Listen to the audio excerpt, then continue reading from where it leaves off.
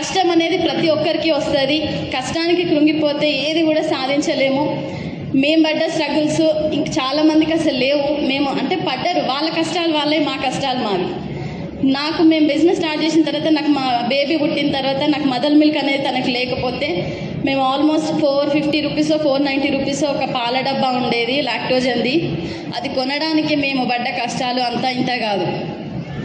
మా వారైతే అడగని వాళ్ళు లేరు పైసలు. స్టార్టింగ్లో కొద్ది రోజులు నేను మా అమ్మ ఇచ్చిన డబ్బులతోటే నేను బతికిందేమో. వాస్తవానికి నా బిడ్డను నేను బతికించుకున్నా అంటే దానికి కారణం మా అమ్మ.